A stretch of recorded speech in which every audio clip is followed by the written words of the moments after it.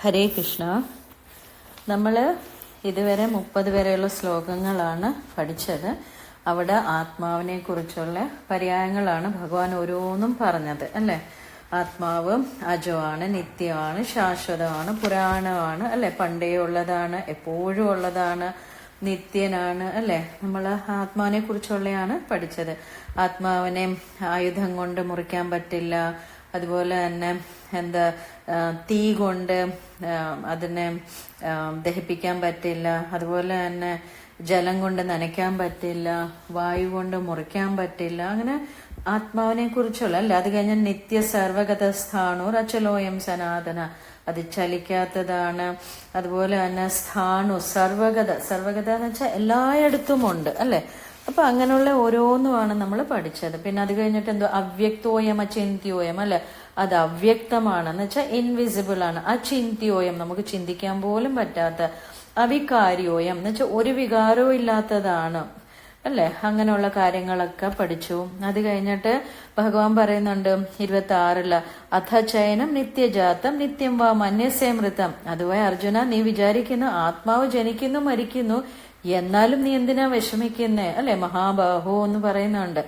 അപ്പൊ യുദ്ധം, ഭഗവാൻ ഇവിടെ ഇതെല്ലാം ഒന്ന് ആലോചിക്കണം. യുദ്ധഭൂമിയിലാണ് ഭഗവാൻ ഇത് ആത്മാവിനെ കുറിച്ച് പറയുന്നത് അല്ലെ. അത് പറയുന്നത് എന്തുകൊണ്ടാ? യുദ്ധഭൂമി യുദ്ധം ചെയ്യാനാണ് വന്നത്. ഇത് ധർമ്മയുദ്ധമാണ്, അതുകൊണ്ടാണ്.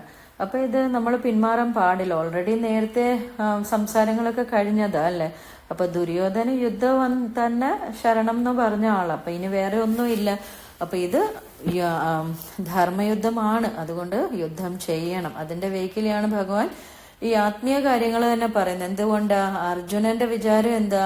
ഞാന് സ്വജനങ്ങളെയൊക്കെ കൊല്ലുമ്പോ അവരൊക്കെ മരണപ്പെടുക, മരണം, അതാണ് ഭഗവാൻ അർജുനൻ പിടിച്ചിരിക്കുന്നത്. ഇനി ഒരിക്കലും ഇവരെ കാണാൻ തന്നെ പറ്റില്ല, അതാണ്. അപ്പൊ അതിനാണ് ഭഗവാൻ പറയുന്നത് ശരീരമേ നശിക്കുന്നുള്ളൂ, ആത്മാവ് ജന്മകർമ്മങ്ങൾ ഇങ്ങനെ എടുത്തുകൊണ്ടിരിക്കും നമ്മുടെ കർമ്മം അനുസരിച്ച് അല്ലെ. പുനരപ്പി ജനനം പുനരപ്പി മരണം പുനരപ്പി ജനനി ജഠരേ ശയനം എന്നൊക്കെ പറയുന്നുണ്ട് അല്ലെ. നമ്മുടെ പ്രവർത്തികൾ അനുസരിച്ച് നമ്മൾ പിന്നെയും പിന്നെയും ജനിക്കുന്നു മരിക്കുന്നു. സത്ത് അതുപോലെ തന്നെ ഉണ്ട്, ആത്മാവ് അതുപോലെ തന്നെ, ശരീരം മാത്രമേ നശിക്കുന്നുള്ളൂ. ഇപ്പൊ യുദ്ധഭൂമിയിൽ മരിച്ചില്ലെങ്കിൽ പിന്നെ അവരെന്തായാലും മരിക്കും. അപ്പൊ അതൊക്കെയാണ് ഭഗവാൻ ഈ ആത്മാവിനെ കുറിച്ച് പറഞ്ഞു വരുന്നത്. അതാണ് നമ്മൾ മനസ്സിലാക്കേണ്ടത് അല്ലെ. 27 ഭഗവാൻ പറഞ്ഞു ജാതസ്യ ധ്രുവം മൃത്യു ധ്രുവം ജന്മ മൃതസ്യ ജ. ധ്രുവം എന്ന് വെച്ചാൽ ഉറപ്പായിട്ടും ജനിച്ചാ മരിക്കും, മരിച്ചാ ജനിക്കും. തസ്മാത് അപരിഹാര്യേർത്ഥേ, പരിഹാരമേ ഇല്ല. അപരിഹാര്യേർത്ഥ എന്ന് വെച്ചാൽ പരിഹാരമില്ല. തസ്മാത്, അതുകൊണ്ട് പരിഹാരമില്ലാത്തതിനെ കുറിച്ച് നീ എന്തിനാ വിഷമിക്കുന്നേ അല്ലെ. അതുകൊണ്ട് ഭഗവാൻ അതാണ് പറയുന്നത്. പിന്നെ 28 പറഞ്ഞു അവ്യക്താദീനി ഭൂതാനി വ്യക്തമധ്യാനി ഭാരത എന്ന് വെച്ചാൽ അവ്യക്തമാണ് ഭൂതാനി എന്ന് വെച്ചാൽ എല്ലാ ജീവജാലങ്ങളും ഈ ജനനത്തിന് മുമ്പ് അവ്യക്തമായിരുന്നു എന്ന് വെച്ചാൽ വ്യക്തമില്ലായിരുന്നു. വ്യക്ത മധ്യാനി ഭാരത, ഭാരത അർജുന, ഇപ്പൊ മധ്യത്തിൽ നമ്മൾ എല്ലാവരും ഉണ്ട്, ഇത് വ്യക്തമാണ്. അവ്യക്ത നിധനാന്യേവ എന്ന് വെച്ചാൽ മരിച്ചു കഴിഞ്ഞും അവ്യക്തമാണ് അല്ലെ. ജനനത്തിന് മുമ്പ്, ഈ ജനനത്തിന് മുമ്പ് നമ്മൾ എവിടെ ആയിരുന്നു നമുക്കറിയില്ല. ഈ ശരീരം വിട്ട് അടുത്ത മരിച്ചു കഴിയുമ്പോഴും നമ്മൾ ഇനി എവിടാണ് നമുക്കറിയില്ല. പക്ഷെ ഇപ്പൊ നമ്മളുണ്ട്, വ്യക്ത മധ്യാനി ഭാരത, ഇപ്പൊ നമ്മളെല്ലാവരും ഉണ്ട്. ഇത് മാത്രമേ ഉള്ളൂ വ്യക്തമായിട്ടുള്ള. പിന്നെ നീ എന്തിനാ വിഷമിക്കുന്നതെന്നാണ് ഭഗവാൻ പറയുന്നത്. അത് കഴിഞ്ഞ് 29 ഭഗവാൻ പറഞ്ഞു ആശ്ചര്യവത് പശ്യതി കശ്ചിദേനം. ആ ശ്ലോകം തന്നെ എന്തുവാ? കുറെ പേര് ആശ്ചര്യമായിട്ട് ഇങ്ങനെ കാണുന്നു ആത്മാവിനെ കുറിച്ച് വിവരിക്കുമ്പോൾ. കുറച്ചുപേര് വദത്തി, സംസാരിക്കുന്നു. പിന്നെ കുറച്ചുപേര് എന്തുവാ? ശൃണോതി, കുറെ പേര് കേൾക്കുന്ന. ശ്രുത്വാപ്യേനം വേദന ചൈവ കശ്യത്, കേട്ടിട്ടും ഒരാളും ഇതിനെക്കുറിച്ച് നന്നായിട്ട് അറിയുന്നില്ല എന്നാണ് ഭഗവാൻ പറയുന്നത് അല്ലെ. 30ാമത്തെ ശ്ലോകത്തിൽ ദേഹി നിത്യമവധ്യോയം എന്ന് വെച്ചാൽ ദേഹി അവധ്യോയം, അവധിക്കാൻ പറ്റില്ല. എല്ലാ ദേഹേ സർവസ്യ ഭാരത തസ്മാത് സർവാണി ഭൂതാനി നത്വം ശോചിത്തും അർഹസി എന്ന് വെച്ചാൽ എല്ലാ ജീവജാലങ്ങളും, 84 ലക്ഷം ജീവജാലങ്ങളുണ്ട്. നമ്മളെല്ലാം പുഴുവും മണ്ണരയും പൂലയും പല്ലിയും പാറ്റയും എല്ലാം, പശു എല്ലാം ആയിട്ടാണ് നമുക്ക് ഈ മനുഷ്യ ശരീരം തന്നെ കിട്ടിയത്. നമ്മൾ കണ്ടതാണ് അല്ലെ. ഇപ്പൊ ജ്ഞാനപ്പാനെ തന്നെ പറയുന്നുണ്ട്, ആ വരികളിൽ കൂടെ പോയാൽ അറിയാൻ പറ്റും അല്ലെ. ജലത്തിലെ ജീവികളായിട്ടോ പിന്നെ മരങ്ങളായിട്ടോ കുറെ നാളിങ്ങനെ അരിച്ചു നടന്നു, പിന്നെ പശുവായി ജനിച്ച് പിന്നെ മനുഷ്യജന്മം കിട്ടി എന്ന് പറയുന്നു. അപ്പൊ എനിക്ക് തോന്നുന്നു പൊതുവെ നമുക്ക് അതിൽ നിന്ന് മനസ്സിലാവുന്നതല്ലേ, പശു കഴിഞ്ഞാൽ പിന്നെ അടുത്ത ഒരു പശുവിനെ കാണുമ്പോൾ ഇനി നമുക്ക് മനസ്സിൽ പശു കഴിഞ്ഞാൽ അടുത്ത മനുഷ്യജന്മമാണ്. പിന്നെ ഒരു സത്സംഗത്തിന്റെ ഒരു കഥ നമ്മൾ കേട്ടതല്ലേ, നാരദ മഹർഷി ഭഗവാനോട് പോയി ചോദിക്കും, ഭഗവാനെ സത്സംഗത്തിന്റെ മഹത്വം എന്തുവാന്ന് ചോദിക്കും. അപ്പൊ അവിടെയും ഭഗവാൻ പറയുന്നുണ്ട്, ഒരു നാരദരെ അങ്ങൊരു കാട്ടിലോട്ട് ചെല്ലൂ, ഇത് അവിടെ നോക്കൂ, അവിടെ പോയി നോക്കാൻ പറയും. അവിടെ ഒരു പുഴു ഒരു മരത്തെ ഇരിപ്പുണ്ടായിരുന്നു. നാരദ മഹർഷി അവിടെ ചെന്നപ്പോഴത്തേക്ക് ആ പുഴു താഴെ വീണ് ചത്തുപോയി. അപ്പൊ നാരദ മഹർഷി ഭഗവാന്റെ അടുത്ത് ചെന്നിച്ച് പറയും, ഭഗവാനെ ഞാൻ ചെന്ന് അവിടെ ആ പുഴു അപ്പോഴേ താഴെ വീണ് ചത്തുപോയെന്ന് പറയും. അപ്പൊ പിന്നെ പറയും, നാരദേരെ അങ്ങൊരു കാര്യം ചെയ്ത് ഇന്ന വീട്ടില് ഒരു പശു പ്രസവിക്കാറായിട്ടുണ്ട്, അങ്ങ് അവിടോട്ട് പോവാൻ പറയും. അങ്ങനെ അവിടെ ചെല്ലും. അവിടെ ചെല്ലുമ്പോ ആ പശു പ്രസവിക്കുന്ന പാടെ തന്നെ കുട്ടി അങ്ങ് ചത്തുപോകും. അത് കാണുമ്പോ നാരദ മഹർഷിക്ക് ആകെ പേടി, അയ്യോ ഇയാളിനി എന്നെ വല്ലതും ചെയ്യൂ, എന്നെ കണ്ടിട്ടാണോ കുട്ടി ചത്തുപോയെന്നൊക്കെ ഉള്ള നമുക്കൊരു പേടി വരത്തില്ല. അങ്ങനെ പെട്ടെന്ന് തന്നെ നാരദ മഹർഷി അവിടുന്ന് സ്ഥലം വിട്ട് ഭഗവാന്റെ അടുത്ത് ചെല്ലും, എന്റെ ഭഗവാനെ ഞാൻ അവിടെ ചെന്നപ്പോ ആ പശുക്കുട്ടിയും ചത്തുപോയെന്ന് പറയും. അപ്പൊ അത് കഴിയുമ്പോ നാരദ മഹർഷിയോട് ഭഗവാൻ പറയും, നാരദരെ അങ്ങ് ഇന്ന കൊട്ടാരത്തിൽ ചെല്ലും, അവിടെ ആ രാജ്ഞി നിറവയറോടെ നിൽക്കുവാണ്, അവളിപ്പം പ്രസവിക്കും, കുട്ടിയോട് ചോദിച്ചാൽ മതി എന്ന് പറയാം. അപ്പം നാരദർ പറയും, എന്റെ ഭഗവാനെ ഞാനവിടെ ചെന്ന് എന്നെ കാണാപ്പാടെ ആ കുട്ടി ചത്തുപോയാലേ പിന്നെ രാജാവ് എന്നെ തുറുക്കിൽ അടയ്ക്കുമെന്നൊക്കെ പറയും. അപ്പൊ ഭഗവാൻ പറയും, ഇല്ല മഹർഷി അങ്ങ് വിഷമിക്കേണ്ട, അങ്ങ് ചെന്നാട്ടെ എന്ന് പറയും. അങ്ങനെ നാരദ മഹർഷി ആ കൊട്ടാരത്തിൽ ചെല്ലും. അവിടെ ചെല്ലുമ്പോൾ രാജ്ഞി പ്രസവിക്കും. ആ കുട്ടിയെ നാരദ മഹർഷിയുടെ അടുത്ത് രാജാവ് ഭയങ്കര സന്തോഷത്തോടെ കൊണ്ടുവന്ന് കാണിക്കും. ആ കുട്ടിയെ എടുക്കും. അപ്പൊ കുട്ടിയോട് ചോദിക്കും, സത്സംഗത്തിന്റെ മഹത്വം എന്തുവാന്ന് കുട്ടിയോടാ ചോദിക്കുന്നത്. ഇതിപ്പോ പുറമേ ജ്ഞാനം നേടിയവർക്ക് അവർക്ക് കോണ്ടാക്ട് ചെയ്യാൻ പറ്റും, ഇത് ചെയ്യാൻ പറ്റും, ബാക്കിയുള്ളവർക്ക് നമ്മളെ പോലുള്ളവർക്ക് പറ്റില്ല. അപ്പൊ ഈ കുട്ടി പറയും, മഹർഷി അങ്ങ് ആദ്യം കാട്ടിൽ വന്നപ്പോ ഞാനൊരു പുഴുവായിരുന്നു, അങ്ങയുടെ സംഘം കൊണ്ട് ഞാൻ അപ്പൊ തന്നെ ചത്തുപോയി. പിന്നെ അങ്ങ് വന്നപ്പോ ഞാനൊരു പശുക്കുട്ടിയായിട്ട് ജനിച്ചു. അപ്പൊ അങ്ങയുടെ സംഘം കൊണ്ട് ഞാൻ അഗൈൻ മരിച്ചുപോയി. ദാഹിപ്പ അങ്ങയുടെ ആ ഒരു സത് സംഘം എന്നുവെച്ചാ ആ ഭഗവാന്റെ ഭക്തന്മാരുമായിട്ടുള്ള സംഘം വന്നപ്പോ എനിക്കിപ്പോ ഒരു മനുഷ്യജന്മം കിട്ടിയിരിക്കുക. അതാണ് സത് സംഘം എന്ന് വെച്ചാൽ ഭഗവാന്റെ ഭക്തന്മാരുമായിട്ടുള്ള സംഘം. അതാണ് സത്സംഗത്തിന്റെ. അപ്പൊ തന്നെ അവിടെയും പശു കഴിഞ്ഞിട്ട് ഡയറക്റ്റ് മനുഷ്യജന്മമാണ് കിട്ടുന്നത് അല്ലെ. അപ്പൊ നമുക്ക് പലയിടങ്ങളിൽ നിന്നും മനസ്സിലാവും, ആ പശു ശ്രേഷ്ഠമായ ഒരു മൃഗങ്ങളിൽ ശ്രേഷ്ഠമായ ഒരു ജന്മം, അത് കഴിഞ്ഞാൽ ഡയറക്റ്റ് മനുഷ്യജന്മമാണ്. പിന്നെ ഈ മനുഷ്യജന്മത്തിൽ ഇരുന്നുകൊണ്ട് ഓരോ വികൃതികൾ കാണിക്കുന്നതാണ് നമുക്ക് സുഖമായിട്ട് വരുന്നതും ദുഃഖമായിട്ട് വരുന്നത്. അപ്പൊ ഇവിടം വരെ എല്ലാവർക്കും മനസ്സിലായല്ലോ. ഇതുവരെ ഭഗവാൻ നമ്മൾ ആത്മാവിനെ കുറിച്ചുള്ള കാര്യങ്ങളാണ് അർജുനന് പറഞ്ഞു കൊടുത്തത്. ഇനി 31 തൊട്ട് നോക്കാം. സ്വധർമ്മമപി ചാവേക്ഷ്യ ന വികമ്പിതുമർഹസി ധർമ്മ്യാധിയുദ്ധാത് ശ്രേയോന്യത് ക്ഷത്രിയസ്യ ന വിദ്യത്തെ. ഇവർ ക്ഷത്രിയന്മാരാണല്ലോ അല്ലെ. അപ്പം ഭഗവാൻ പറയുക, സ്വധർമ്മമപി ചാവേക്ഷ്യ. അപ്പൊ സ്വധർമ്മം, നീ സ്വധർമ്മത്തെ കുറിച്ച് ആലോചിച്ചിട്ട് ന വികമ്പിതും അർഹസി, നീ വിഷമിക്കാൻ അർഹനല്ല. എന്നുവെച്ചാ ക്ഷത്രിയരുടെ ധർമ്മം തന്നെ ആൾക്കാരെ സംരക്ഷിക്കുക എന്നാണ് അല്ലെ. സ്വധർമ്മം ചെയ്യുക, അത് തന്നെയാണ് ധർമ്മയുദ്ധം ചെയ്യുക. ധർമ്മ്യാധിയുദ്ധാ ശ്രേയോന് ക്ഷത്രിയസ്യന വിദ്യത്തെ. ധർമ്മ്യാധിയുദ്ധാ ശ്രേയോന് എന്നുവെച്ചാൽ ധർമ്മയുദ്ധത്തെക്കാൾ ശ്രേയസ്കരമായിട്ട് വേറെ ഒന്നും തന്നെ ഇല്ല എന്നാണ് ഭഗവാൻ പറയുന്നത് ഇവിടെ അല്ലെ. അപ്പം നിന്റെ സ്വധർമ്മം എന്താണ്? ഈ ക്ഷത്രിയരെ ഇവരെ സ്വധർമ്മം, അത് നീ മറ്റുള്ളവരിൽ നിന്ന് നീ രക്ഷിക്കുകയാണ് ചെയ്യേണ്ടത്. അതാണ് ഏറ്റവും വലിയ ശ്രേയസ്കരമായിട്ടുള്ളത് അല്ലെ. അപ്പൊ നീ അത് ചെയ്യാണ് ചെയ്യുന്നത്. അപ്പൊ ലോകമംഗളത്തിനായിട്ട് മറ്റുള്ളവരെ രക്ഷിക്കാൻ ആയിട്ട് യുദ്ധം ചെയ്യാൻ ക്ഷത്രിയന് ശ്രേയസ്കരമായിട്ട് മറ്റൊന്നും തന്നെ ഇല്ലെന്നാണ് ഭഗവാൻ പറയുന്നത്. അപ്പൊ അടുത്ത ശ്ലോകം വരുന്നുണ്ട് 32. യദൃച്ഛയാ ചോപപന്നം സ്വർഗദ്വാരമപാവൃതം സുഖിന ക്ഷത്രിയാഃ പാർത്ഥ ലഭന്തെ യുദ്ധമീദൃശം. എന്ന് വെച്ചാ പാർത്ഥ, അർജുന, യദൃച്ഛയാ ചോപപന്നം, യാദൃശ്ചികമായിട്ട് വന്ന് കിട്ടിയതാണ് അല്ലെ. നമ്മൾ അങ്ങോട്ട് യുദ്ധത്തിന് പോയതൊന്നും അല്ലല്ലോ, യാദൃശ്ചികമായിട്ട് അല്ലെ. അപ്പം അങ്ങനെ വന്നു ചേർന്നതാണ്. സ്വർഗദ്വാരമപാവൃതം, സ്വർഗദ്വാരം തന്നെ തുറന്നു കിട്ടിയിരിക്കുവാണ്. സുഖിന ക്ഷത്രിയ പാർത്ഥ എന്നുവെച്ചാൽ ഭാഗ്യവാന്മാരായ ക്ഷത്രിയർക്ക് ലഭിക്കുന്ന ഒരു അവസരമാണിത്. അപ്പൊ യദൃശ്യ ലഭന്തേ യുദ്ധം ഏദൃശം. അപ്പൊ ഈ യുദ്ധം നിനക്ക് യാദൃശ്യമായിട്ട് വന്നതാണ്, ധർമ്മയുദ്ധം. അപ്പൊ നീ അത് ചെയ്യണം, അതിൽ നിന്ന് പിന്മാറരുതെന്നാണ് ഭഗവാൻ ഇവിടെ പറയുന്നത്, അല്ലെ. അപ്പൊ ആവശ്യപ്പെടാതെയും ആഗ്രഹിക്കാതെയും യാദൃശികമായിട്ട് വന്നു ചേർന്നതാണ് ഈ സ്വർണ അവസരം. അപ്പൊ ധർമ്മയുദ്ധത്തിന്റെ ഫലം എന്തായാലും ഇഹലോകത്തും പരലോകത്തും സ്വർഗീയങ്ങളായ സുഖങ്ങൾ അനുഭവിക്കാൻ പറ്റുമെന്നാണ് ഭഗവാൻ ഇവിടെ പറയുന്നത്. ഓക്കെ, 32ാമത്തെ ശ്ലോകം. അപ്പം എത്രയോ ജനങ്ങളെയാണ് രക്ഷിക്കേണ്ട വേക്കിലിയാണ് യുദ്ധം ചെയ്യുന്നത്, അല്ലെ. അല്ലെങ്കിൽ അവർക്ക് ജീവിത നരകമാകും. അങ്ങനെ രക്ഷിക്കാൻ നീ മനസ്സിൽ മറിച്ചാൽ, നീ യുദ്ധം ചെയ്യാതെ പിന്മാറുവാണെങ്കിൽ അത് വിഷമമായി. അതാണ് ഭഗവാൻ ഇനി അടുത്തത് പറയുന്നത്. സ്വധർമ്മം ചെയ്തില്ലെങ്കിൽ എന്ത് സംഭവിക്കും, അതാണ് അടുത്ത ശ്ലോകം 33.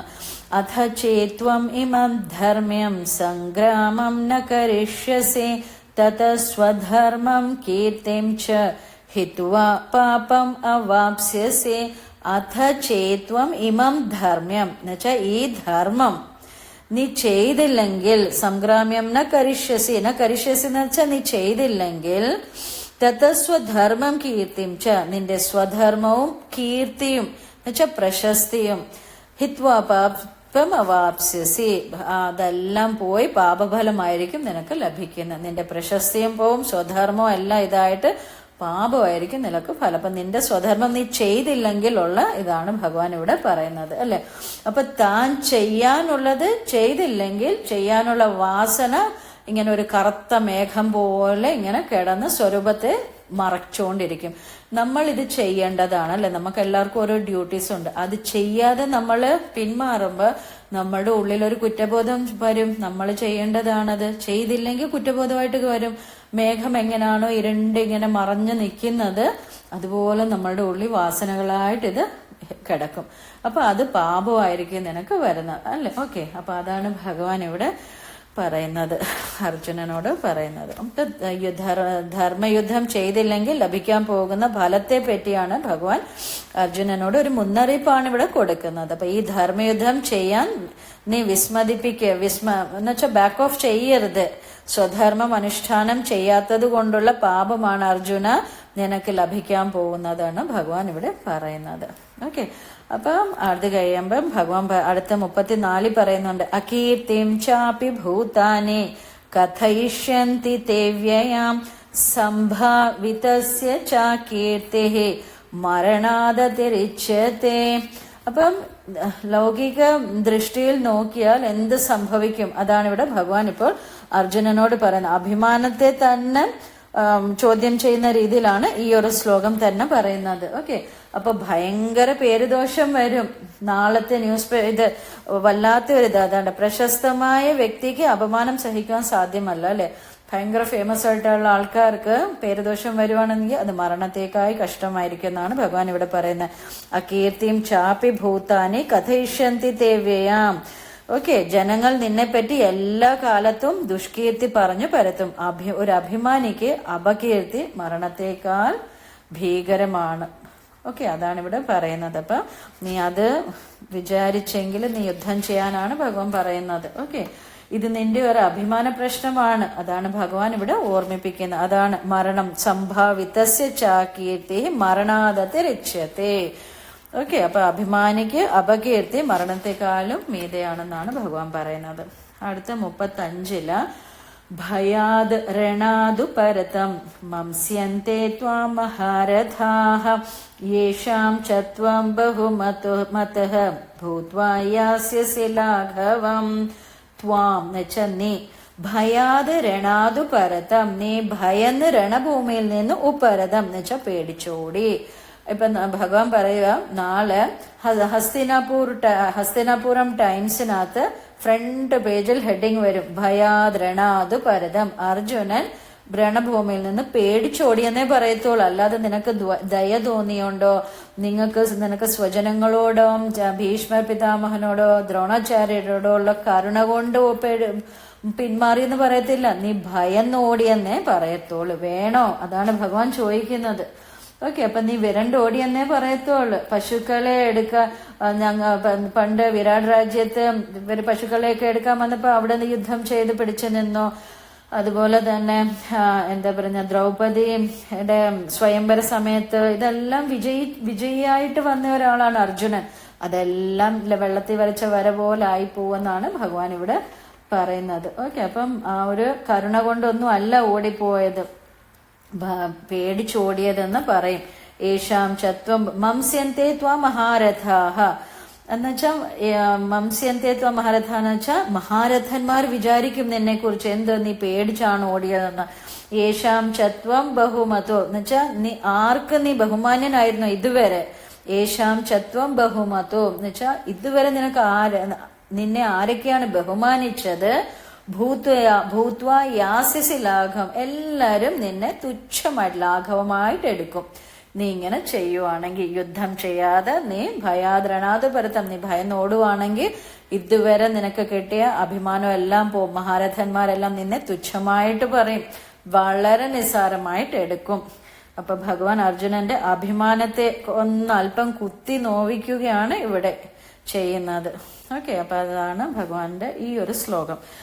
36 അവാച്യവാദാംശ ബഹൂൻ വദിഷ്യന്തി തവാഹിതാഃ നിന്ദന്തസ്തവ സാമർഥ്യം തതോ ദുഃഖതരം नु കിം. അവാച്യ വാദാംശ ബഹൂൻ, അവാച്യ എന്ന് വെച്ചാൽ വേണ്ടാത്ത വാചകങ്ങൾ പറയും. ഓക്കെ, വേണ്ടാത്ത വാക്കുകളായിരിക്കും പറയുന്നത്. വദിഷ്യന്തി തവ അഹിതാഹ, നിന്നെ കുറിച്ച് അഹിതാഹ എന്ന് വെച്ചാൽ അഗൈൻ നിന്റെ വിരോധികൾ എല്ലാരും. അഹിതാഹ എന്ന് വെച്ചാൽ വിരോധികള് നിന്നെ കുറിച്ച് വേണ്ടാത്ത കാര്യങ്ങൾ പറഞ്ഞിരിക്കും. നിന്ദന്തസ്തവ സാമർഥ്യം എന്ന് വെച്ചാൽ നിന്റെ കഴിവിനെ തള്ളിപ്പറയും. നിന്റെ സാമർഥ്യത്തെ കുറിച്ച് എല്ലാരും നിന്ദിക്കാൻ തുടങ്ങും. തത്തോ ദുഃഖ തരാം നോക്കും, അതിലും അധികം ദുഃഖം മറ്റെന്താണ് ഉള്ളത്. അതാണ് ഭഗവാൻ ഇവരെ പറയുന്നത്. ഇപ്പൊ അവാച്യ വാദാംശ ബഹു എന്ന് വെച്ചാൽ നിന്നെ കുറിച്ച് വേണ്ടാത്ത വാചകങ്ങൾ എല്ലാരും പറയും. പിന്നെ വദിഷ്യന്തി തവാഹിതാഹ, നിന്റെ വിരോധികള് വേണ്ടാദിനങ്ങള് പറയും. നിന്ദൻ തസ്തവ സാമർഥ്യം, നിന്റെ സാമർഥ്യം ഇതുവരെ നീ കാണിച്ചതെല്ലാം ആ സാമർഥ്യം എല്ലാരും നിന്ദിക്കാൻ തുടങ്ങും. തത്തോ ദുഃഖതരം നോക്കും, അതിലും ദുഃഖകരമായിട്ട് വേറെ എന്താണുള്ളത്. അതാണ് ഭഗവാൻ ഇവിടെ പറയുന്നത്. അപ്പൊ അർജുനന്റെ കഴിവിൽ അസൂയുള്ള പലരും ഈ സന്ദർഭത്തിൽ ഉണ്ട് അല്ലെ. അപ്പൊ ശരിക്കും അവരെല്ലാവരും മുതലെടുക്കും. ഭഗവാൻ അർജുനനെ ഓർമ്മിപ്പിക്കുകയാണ് ചെയ്യുന്നത്. എന്ന് വെച്ചാൽ ഏറ്റവും ബെസ്റ്റ് സ്റ്റുഡന്റ് ആയിരുന്നു അർജുനൻ. എല്ലാത്തിലും ശസ്ത്രവിദ്യ, ശാസ്ത്രം, പാട്ട്, നൃത്തം, എല്ലാത്തിലും അങ്ങനെയുള്ള ഒരാളാണ്. അപ്പൊ ഈ സന്ദർഭം അർജുനൻ ഒരടിയായിട്ടാണ് മാറുന്നത്. അപ്പം പലരും സംസ്കാരശൂന്യമായിട്ടുള്ള കാര്യങ്ങൾ പറഞ്ഞ് അർജുനനെ നിന്ദിക്കുമെന്നാണ് പറയുന്നത്. അതാണ് ഇവിടുത്തെ ഈ ഒരു ശ്ലോകം. ഇനി 37 ഹതോ വാ പ്രാപ്സ്യസി സ്വർഗം ജേത്വാ വാ ഭോക്ഷ്യസേ മഹീം തസ്മാത് ഉത്തിഷ്ഠ കൗന്തേയ യുദ്ധായ കൃതനിശ്ചയഃ. എന്നുവെച്ചാൽ ഹതോ വാ പ്രാപ്സ്യസി സ്വർഗം, നീ ജയിക്കുവാണ്. ഹതോവ എന്ന് വെച്ചാൽ നീ മരണപ്പെടുവാണെങ്കിൽ നിനക്ക് സ്വർഗം കിട്ടും. ഹതോവ പ്രാപ്സ്യസി സ്വർഗം, നീ യുദ്ധത്തിൽ വധിക്കപ്പെടുവാണെങ്കിൽ, ഹത്യ ചെയ്യപ്പെടുവാണെങ്കിൽ നിനക്ക് സ്വർഗം കിട്ടും. ജീത്വാവ ഭോക്ഷസി മഹിം, നീ ജയിക്കുവാണെങ്കിൽ നിനക്ക് മഹിം എന്ന് വെച്ചാൽ ഈ ഭൂമി പരിപാലിക്കാൻ പറ്റും, രാജാവായിട്ട് വാഴാൻ പറ്റും. തസ്മാത് ഉത്തിഷ്ഠ കൗന്തേയ, തസ്മാത് ഈ വേർഡ് പലയിടത്തും വരുന്നുണ്ട്. അതുകൊണ്ട് ഉത്തിഷ്ഠ എന്ന് വെച്ചാൽ എഴുന്നേക്കൂ, കൗന്തേയ കുന്തിപുത്ര, യുദ്ധായ കൃത നിശ്ചയ, നീ യുദ്ധം ചെയ്യാനുള്ള തീരുമാനമായി മുന്നോട്ട് പോകാനാണ് ഭഗവാൻ പറയുന്നത്. ഓക്കെ, അപ്പൊ മരിച്ചാൽ നിനക്ക് സ്വർഗം കിട്ടും, ജയിച്ചാൽ നിനക്ക് ഈ ഭൂമി പരിപാലിക്കാം. അതുകൊണ്ട് എഴുന്നേക്ക് അർജുന, എന്നിട്ട് യുദ്ധം ചെയ്യാനാണ് പറയുന്നത്. ഏതെങ്കിലും ഒന്ന് കിട്ടും അല്ലെ. ഇതിനു മുമ്പ് 27ാമത്തെ ശ്ലോകത്തിൽ പറഞ്ഞ് ജാതസി ധ്രുവോ മൃത്യു ധ്രുവം ജന്മ മൃതസ്യ തസ്മാത് അപരിഹാര്യേന ത്വം ശോചിതും അർഹസി അല്ലെ. ജനിച്ചാൽ മരിക്കും, മരിച്ചാൽ ഉറപ്പായിട്ടും ജനിക്കും മരിക്കും, ഇത് രണ്ടും ഉണ്ട്. തസ്മാത് അത് അപരിഹാര്യാർത്ഥമാണ്. അതിനൊരു പരിഹാരവും ഇല്ല അല്ലെ. ജനിക്കുന്നതും മരിക്കുന്നതിനും വല്ല പരിഹാരവും ഉണ്ടോ? ഒരു പരിഹാരവും ഇല്ല. പിന്നെ നീ എന്തിനാ വിഷമിക്കുന്നതെന്ന് ഭഗവാൻ അവിടെ പറഞ്ഞു. ഇത് ഇവിടെ അതുപോലെ വരുന്ന ഒരു ശ്ലോകമാണ്. നീ തോൽക്കുവാണെങ്കിൽ നിനക്ക് സ്വർഗം കിട്ടും. എന്ന് വെച്ചാൽ നീ യുദ്ധഭൂമിയിലാണ്, നീ നല്ല കാര്യം ചെയ്യാം, നിന്റെ സ്വധർമ്മം ചെയ്തിട്ടാണ് നീ കൊല്ലപ്പെടുന്നത്, നിനക്ക് സ്വർഗം കിട്ടും. നീ ജയിക്കുവാണെങ്കിൽ നിനക്ക് ഈ ഭൂമി തന്നെ പരിപാലിക്കാം. മഹീം എന്ന് വെച്ചാൽ ഭൂമി, ഈ ഭൂമി തന്നെ നിനക്ക് പരിപാലിക്കാം. യുദ്ധായ തസ്മാത് ഉത്തിഷ്ഠ, അതുകൊണ്ട് എഴുന്നേക്കൂ അർജുന, നീ നിന്റെ പ്രവൃത്തി ചെയ്യൂ. അതാണ് ഭഗവാൻ ഇവിടെ പറയുന്നത്. അപ്പൊ നമ്മളുടെ ഓരോ ധർമ്മം ചെയ്യാതെ, നമ്മുടെ സ്വധർമ്മം ചെയ്യാതെ നമ്മളിങ്ങനെ ഇരിക്കുമ്പോ നമ്മളുടെ ഉള്ളിൽ അതെല്ലാം വാസനകളായിട്ട് കിടക്കും. നമുക്ക് കുറ്റബോധമുണ്ട്, നമ്മൾ പുറമേ ചെയ്യുന്നില്ലെന്നേ ഉള്ളൂ യുദ്ധം അല്ലെ. പക്ഷെ നമ്മളുടെ ഉള്ളിൽ അതെല്ലാം വാസനകളായിട്ട് കിടക്കും. എങ്ങനെ? ഒരു മേഘം ഇങ്ങനെ ഇരുണ്ട് കിടക്കുക, ഒന്നെങ്കിൽ കാറ്റ് വന്ന് ആ മേഘം പോണം, അല്ലെങ്കിൽ മഴ പെയ്തു പോണം, അല്ലെങ്കിൽ ഭയങ്കര ഉഷ്ണമായിരിക്കും, ചൂടായിരിക്കും അല്ലെ, ഭയങ്കര ബുദ്ധിമുട്ടല്ലേ നമ്മൾ അനുഭവിക്കുന്നത്. അതുപോലായിരിക്കും നമ്മുടെ സ്വധർമ്മം ചെയ്യാതെ നമ്മളുടെ ഉള്ളിൽ അത് കുറ്റബോധമായിട്ട് കിടന്ന് ഒത്തിരി പ്രശ്നങ്ങൾ നമുക്ക് മാനസികമായിട്ട് നമുക്കുണ്ടാകും. അതുകൊണ്ട് ഈ യുദ്ധം നീ ചെയ്യ്. അതാണ് ഭഗവാൻ ഇവിടെ പറയുന്നത്. നമ്മൾ കർമ്മത്തിൽ നിന്നും പിന്മാറാൻ പാടില്ല. നമ്മുടെ ദൗത്യം നമ്മൾ ചെയ്യണം. ഒട്ടലില്ലാതെ വേണം നമ്മൾ കർമ്മം ചെയ്യാൻ. എന്നുവെച്ചാൽ നമ്മൾ ജ്ഞാനം നേടി അതനുസരിച്ച്, അതാണ് ഭഗവത്ഗീത പഠിപ്പിക്കുന്നത്. ഭഗവാൻ ഇതുവരെ ജ്ഞാനമാണ് നമുക്ക് പറഞ്ഞത്. സാഖ്യയോഗം എന്ന് വെച്ചാൽ തന്നെ ജ്ഞാനയോഗമാണ്. അത് ഭഗവാൻ നമുക്കിപ്പോ ഇതിനു മുമ്പ് നമുക്ക് ഈ ആത്മാവ്, സത്ത്, അസത്ത് ഇതൊന്നും നമുക്ക് അറിയില്ലായിരുന്നു അല്ലെ. പക്ഷെ ഇപ്പൊ പഠിച്ചു വരുന്നോണ്ട് നമുക്ക് മനസ്സിലാവുന്നുണ്ട്.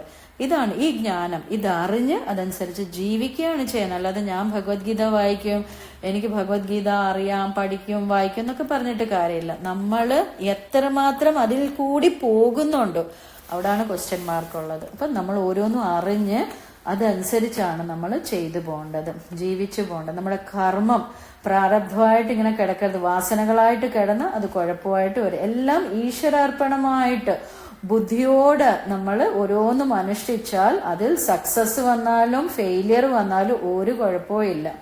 നമ്മളുടെ കാര്യം നമ്മൾ സ്വധർമ്മം അനുഷ്ഠിക്കുന്നത് കൊണ്ട് ഇനി മരണം വന്നാലും നല്ലതാണെന്നാണ് ഭഗവാന് പറയുന്നത്.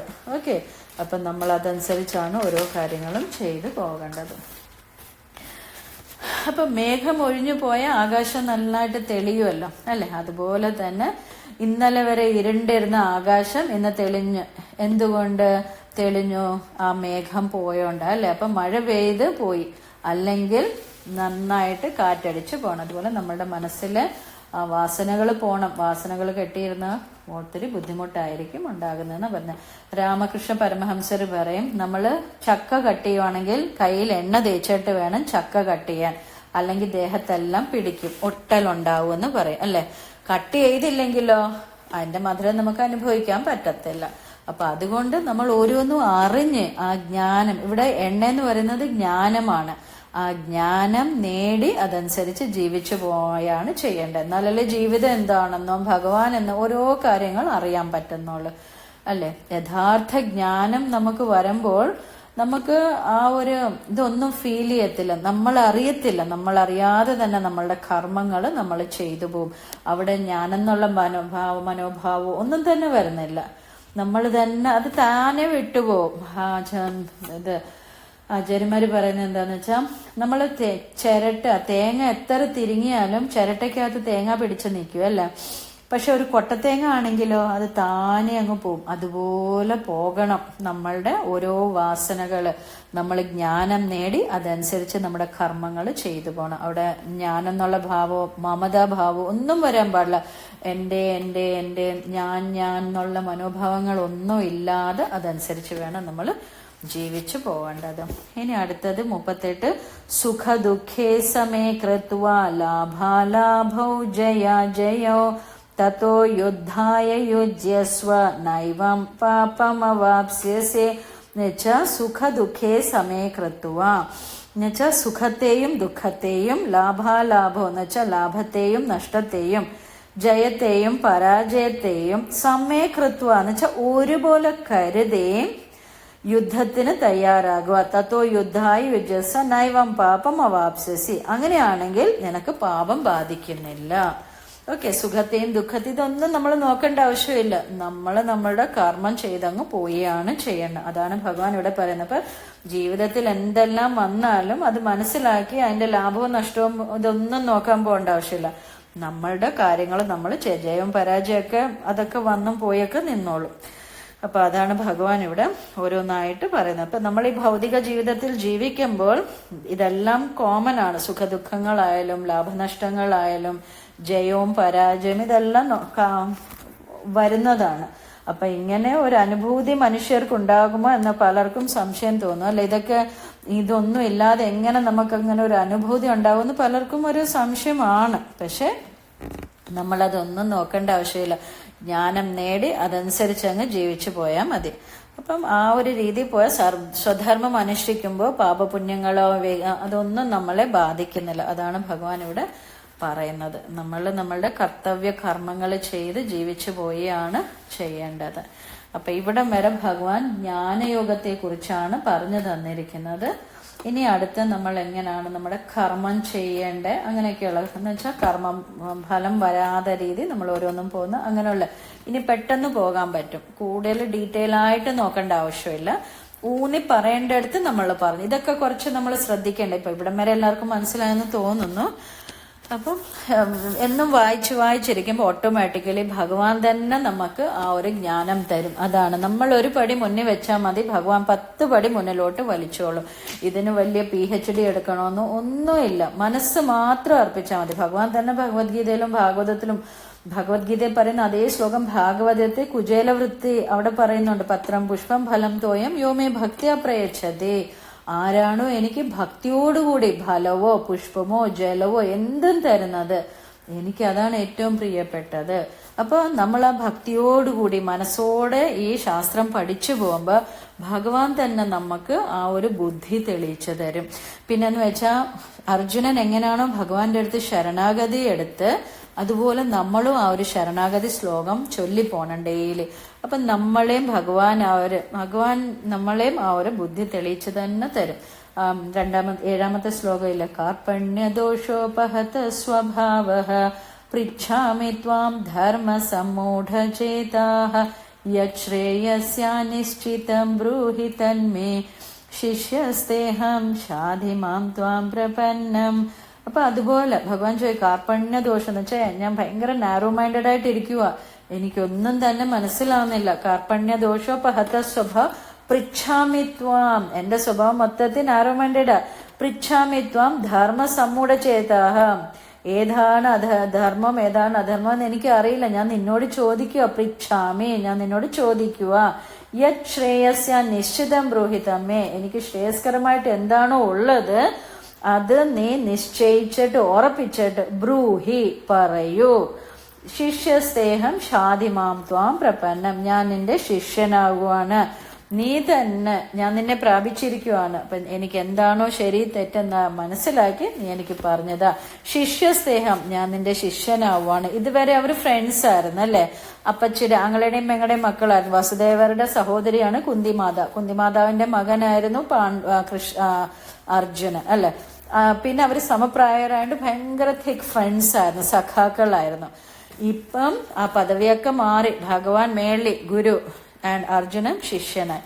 അപ്പം ആ ഒരു തലത്തിൽ വന്ന് നമ്മളും പഠിച്ചു പോകുമ്പോൾ ഭഗവാൻ തന്നെ നമ്മുടെ ബുദ്ധി തെളിയിച്ചു തരും. നമുക്ക് ഓരോ കാര്യങ്ങളും മനസ്സിലായും നമ്മൾ അതനുസരിച്ച് ഡെയിലി വായിച്ചു പോയാൽ തന്നെ മതി. നമ്മുടെ ബുദ്ധി തെളിഞ്ഞു വരികയും നമ്മളുടെ വാക്കിലും പ്രവൃത്തിയിലും അത് ഓട്ടോമാറ്റിക്കലി വന്നോളും. അപ്പൊ ഡെയിലി എല്ലാരും ചൊല്ലുക, നന്നായിട്ട് ചൊല്ലി പോവുക. ഹരേ കൃഷ്ണ.